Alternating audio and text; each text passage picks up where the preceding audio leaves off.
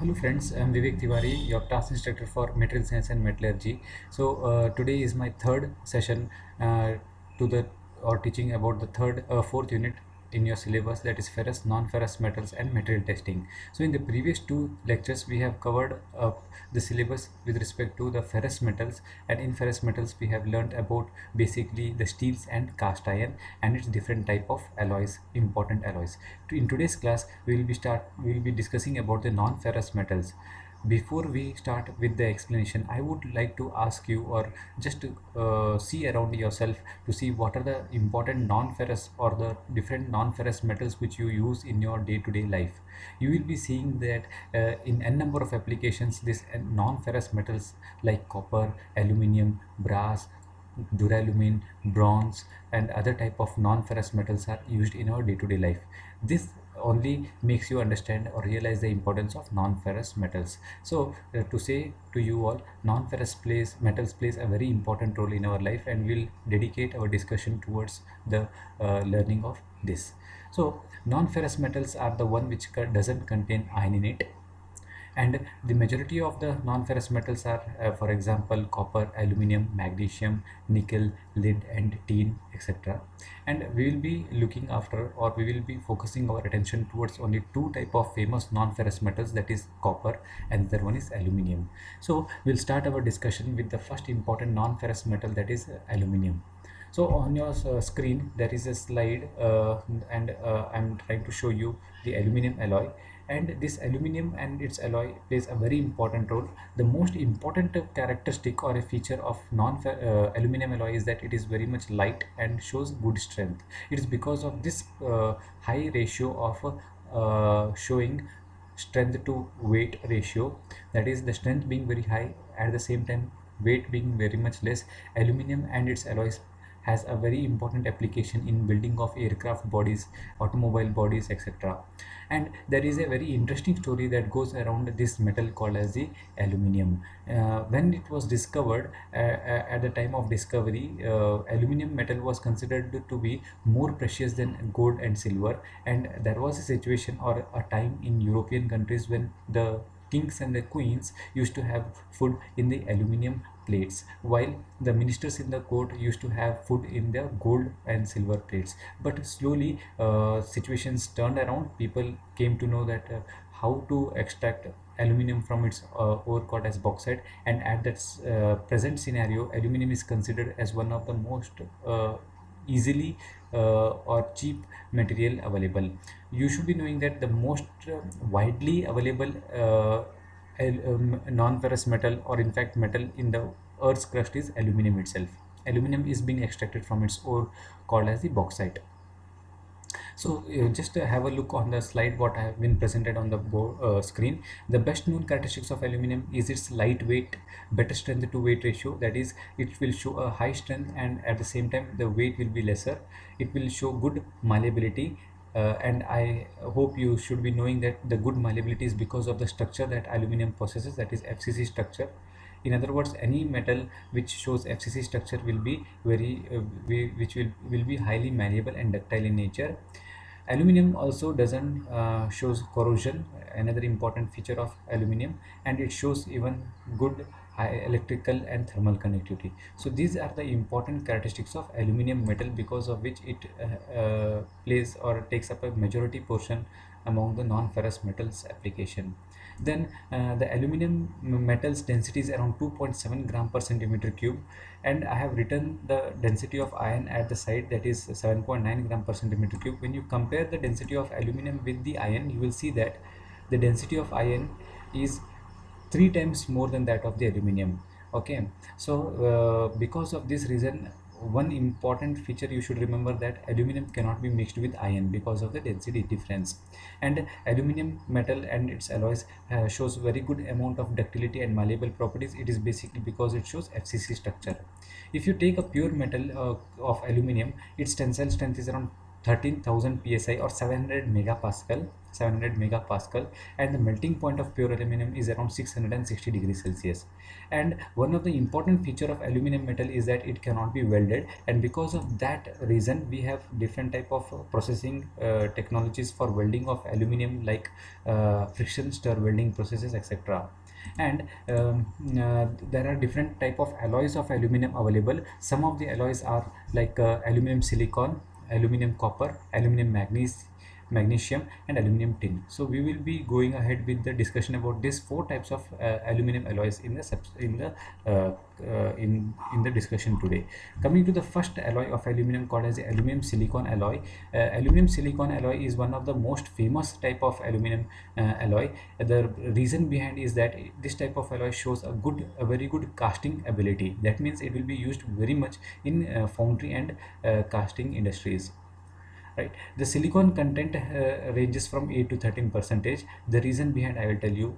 And when we add silicon to aluminum, the fluidity, that means the ease with which the metal aluminum flow, will increase, and that is the reason why aluminum silicon alloy or finds a very huge application in casting industries.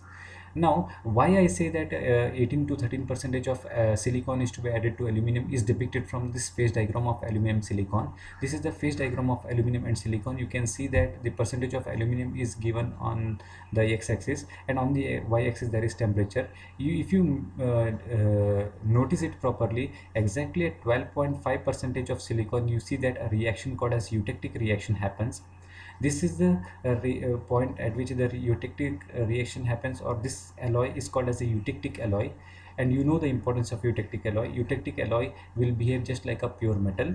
Its melting point will be lower than that of its individual parent metals, and this happens at 12.5% of silicon. This is the reason why I said that the percentage of silicon should be ranging from 8 to 13% in aluminum silicon alloy, and this particular percentage of silicon added will find its huge advantage or application in the foundry industries. This is the first type of alloy of aluminum which is widely used in industries. The second important alloy of aluminum is aluminum copper alloy. Aluminum copper alloy is also called as duralumin, and it is used in basically making of the aircraft bodies. And one of the important feature of this aluminum copper alloy is that it shows age hardening. That means its hardness will increase over a period of time, and at some exact period of time its hardness will be the maximum, and after some time, after that period of time, the hardness of that metal will come down. We'll be learning about this property called as the age hardening to a more extent when we are learning about the heat treatment chapter.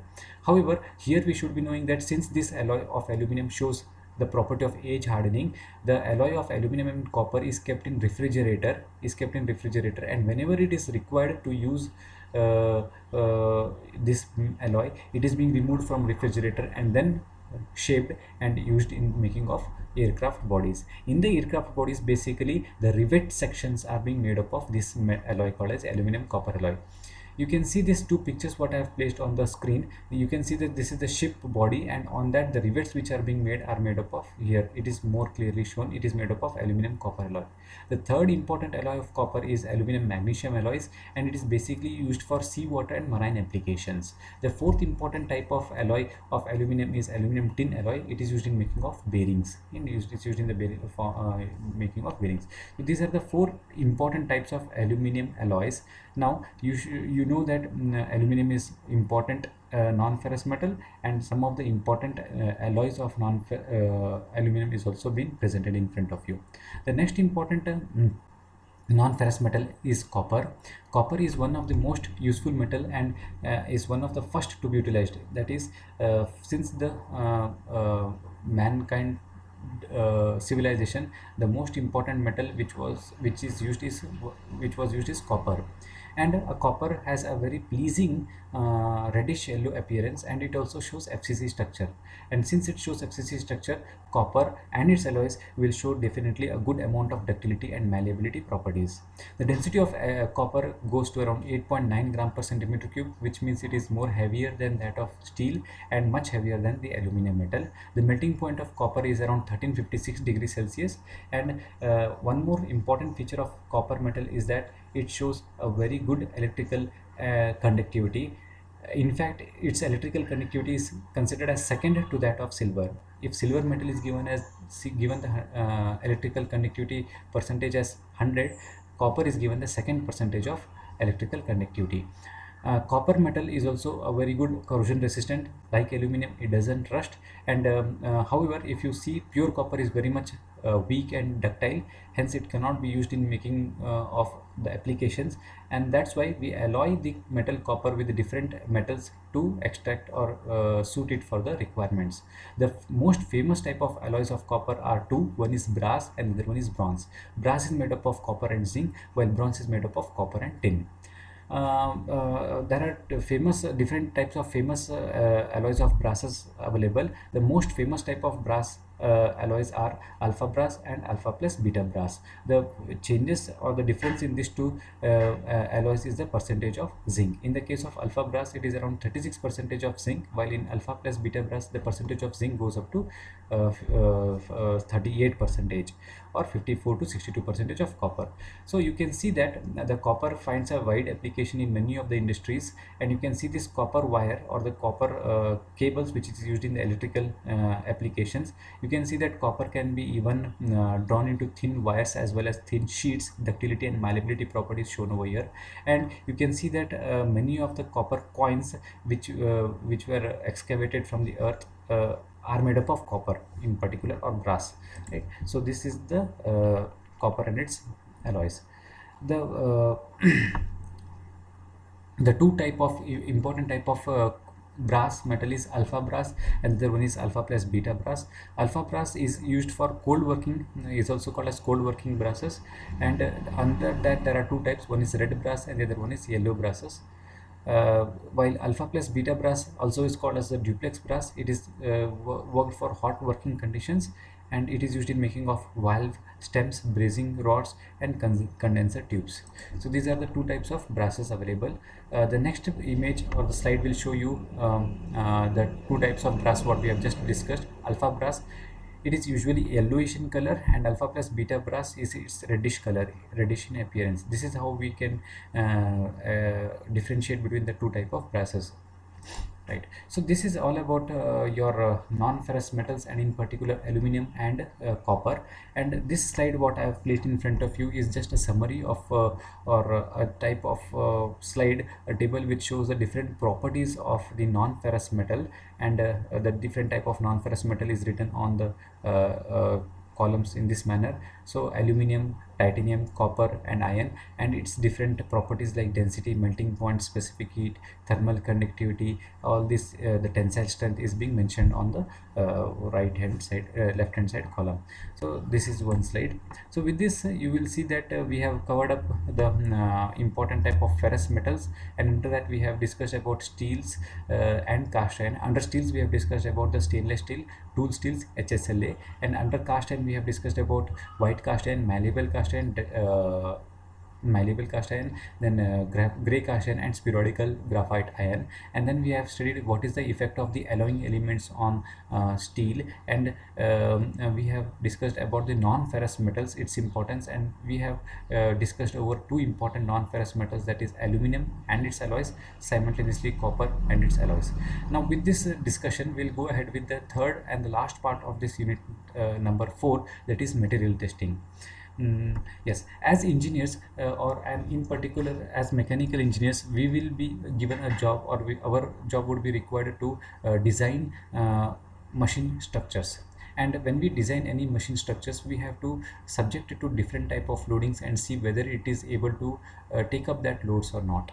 and to see whether that materials or the structure what we design will take up to that load or not, we perform certain type of tests, and those tests are called as the material testing. Material testing is a manner by which we will be trying to evaluate the properties of materials under different type of loadings. So this is what we are going to learn in the third unit of this chapter, called as the third part of this unit, called as the material testing. We will discuss it by reading these points what is visible on the screen. See here, most engineers are primarily concerned with the design of machines and structures. This is basically the work of design engineers, and these designs when subjected to loads will either yield, deform or break depending upon the quantity of load applied. Hence, selection of materials for a particular structural application plays a very important role, and this selection depends upon the effect of the external forces or loads acting on the material, and the behavior of the materials under the different type of loadings is called as the material testing or mechanical testing. And the mechanical properties are evaluated are considered as the measure of the strength and lasting properties of the materials. To say in short, material testing is nothing but evaluation or extracting or trying to know how will a material behave, or a selected material behave under different type of loadings. This is the gist of this part of the chapter called as material testing. Now I'll show you the different type of tests which is being conducted in industries. The most important type of tests which are conducted in industries are tensile test, and tensile testing is the most important type of test that is being conducted to evaluate or extract the following properties of the materials, that is its strength, stiffness, elasticity, plasticity, resilience, ductility, malleability. All these properties can be evaluated by doing a single type of test on the material, that is tensile testing. Similarly, compression testing is just the opposite of the tensile testing, and it is being done to evaluate the malleability and brittleness of a material. Another type of test which is done to evaluate the property of the material to take up sudden shocks of loading is called as the impact loading. And then there is certain type of other tests called as the flexural test. Tensile testing is being done to evaluate the properties in this fashion, and tensile properties is being done to check the property of the material in this fashion, while flexural test is being done to evaluate the properties in this direction when we apply the load in this direction. So these are the different type of tests which is being done. Hardness test is a type of a very simple test being conducted to evaluate the properties, and hardness is just an indication of the tensile and other properties of the material. Similarly, there are other type of tests like shear test. Fatigue test is a type of test which is being done to evaluate the properties of material under cyclic loadings, or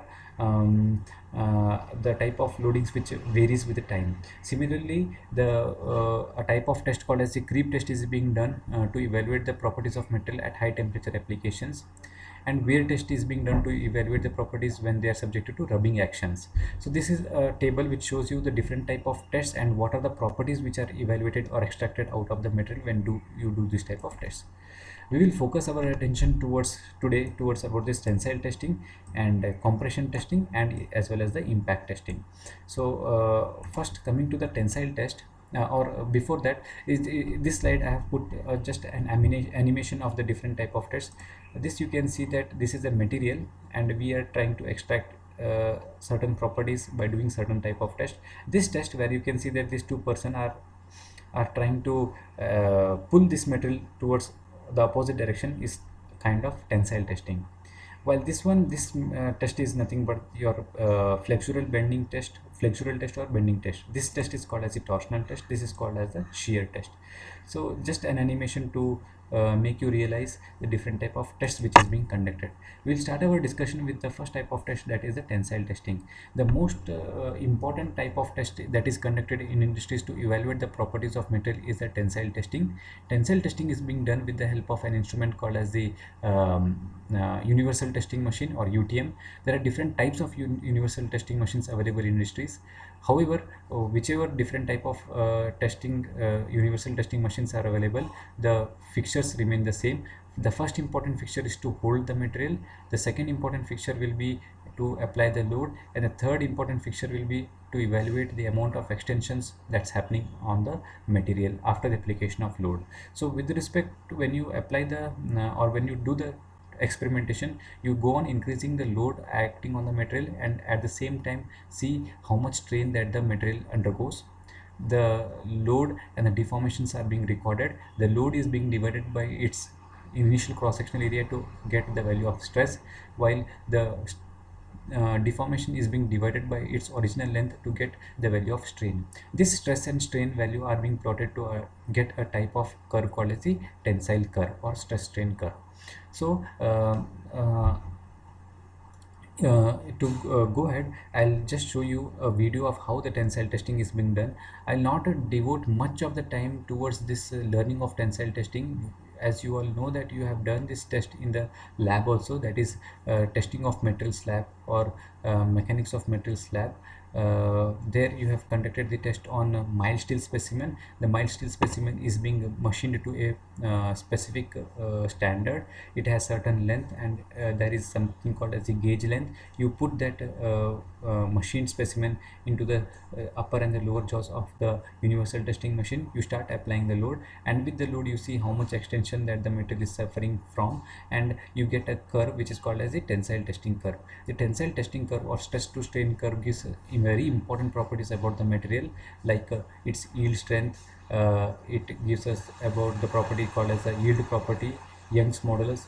Then other fracture strength, other properties are being evaluated from that graph. Now I'll show you a video of the tensile testing being done. Yeah.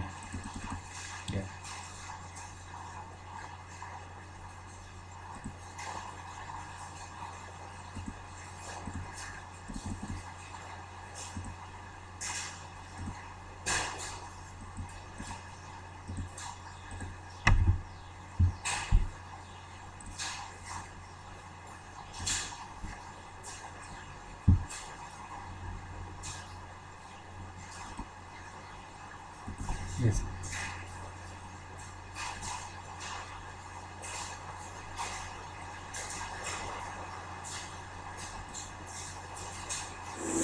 Conducting tensile test, 500 diameter tensile specimen,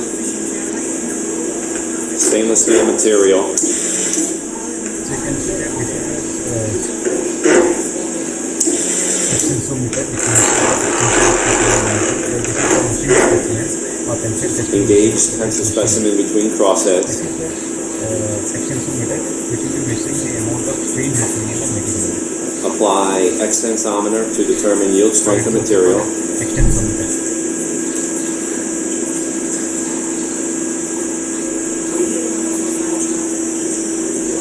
The same setup we are having in the lab also, that is mechanics of metal slab or non-lab. You can see that the load is being applied and the extension what's happening in the metal is being captured, and you can see that on the screen here we will be getting the results. After yield strength has been determined, remove extensometer and continue test to failure.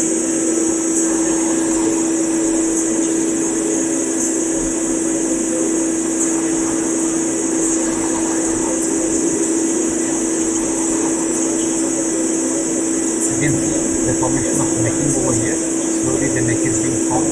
The neck is going on decreasing, and finally you will enter for a fracture. And this type of fracture is called as the cup and cone fracture. So